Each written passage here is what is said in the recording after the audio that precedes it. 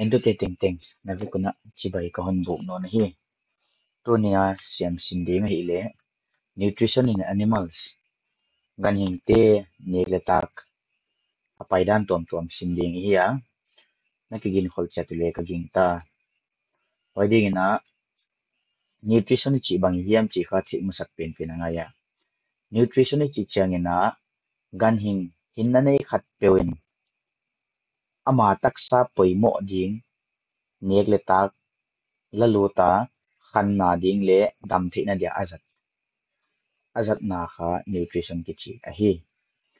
he nutrition to ki sai na the tok tom tom ma ama sa pen pena ingestion chi chang na gan hing tom tom ten kha an alak lu da no a hi a gan hing chin an alak lu da no ki bang lo te khina dina mi hing gan hing chi te polin kha ikama ki nein igol gu ya lut sukin pai hi changa kha i igil pi tu ma huchi lo de anek dan tom de te khina ding na amoi bai chi te hong bang a no kha kim ve lun o cha tun tunun atak sa tunga tun lo tu ma to wan digestion chi changina an inek tuam tuam te khena dina an tak bang ai ke le sing te ai ke le lo pai chi te bang chi tuam tuam te kha chemical chi tuam tuam compound chi tuam tuam ma ki bole ya wai te anep zo de ho chika na anaki phel khap na chi liam anaki balsa na kha digestion a hi yai digestion chi kha absorption chi hi an aki hai zan sa more digested food molecules are taken up by the intestine walls ingoi ten anaki hai zan sa analak lut nau hoi cha kha koila ka soloi chi le la lo tun chin circulatory system a anna to ason nau kha absorption ki chi ma ai bana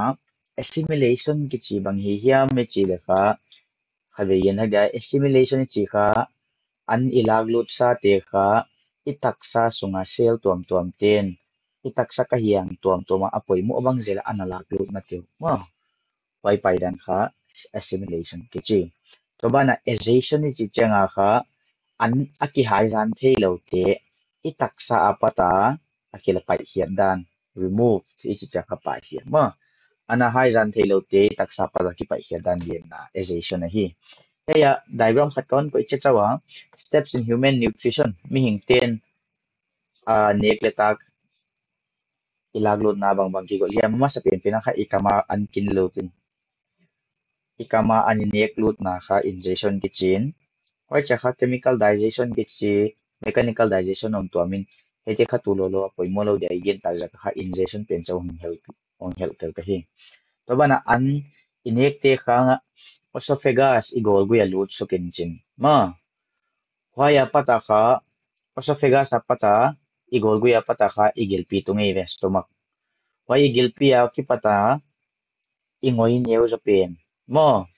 small intestine hoi ki chana ingoi lian zo pen large intestine hoi ki chana rectum le anasa kha po te ve hu chei le ma ja he rectum and anas ki chei chile rectum le anas ki bang lo chin de lam changa nd hi ja kina ki china I tai san suk phod dinga thei te te ya poimo te ama sa pen pen na nutrients bang hi ya mi chi changa kha nutrients hi chi changa nek le don mo itak sain tha anei the na dinga alag lu te nutrients ki cheve hoi jaga nek le don itak sain alag lu te bang ja ka kila lut tha le zumi ni the na ding mo hoi te kha chi tuam to ma hen na oma bang bang a hen hiu ya mi chi le ama sa pen na macronutrients macronutrients chi bang hi mi chi le amao kha carbohydrates proteins fats ki chi te macronutrients ki chi mo macro chi chang kha alian zo dom de te gen na to bana micro chi chang hiu ma ma te gen na micro chi chang bang le vitamins le minerals te a hiu to bana metabolism ki chi am no na metabolism bang gen na hi mi chi le kha thil inek te tha a thi na dinga aki hek na conversion mo aki hek na kha metabolism ki che hi to bana digestion ki chi bang hiya mi chi le digestion chi changa kha I annek te ho chik chika amal neu newa aki khenjak son na mo bangjaga khenjak ngai I taksa a hiang tuam toma lak lut ngai hi jaka oi ti kha khen nen son ngai mo hoi kuchi banga khen nen na kha digestion ni ve he digestion ki chi kha igil pi sunga thil tunga hi to bana absorption ni chi changna absorption banggen na hi ami chi le absorption ni chi changna process of taking digested nutrients digested ki chi le chu aki haijan sa te ma aki sujan sa chini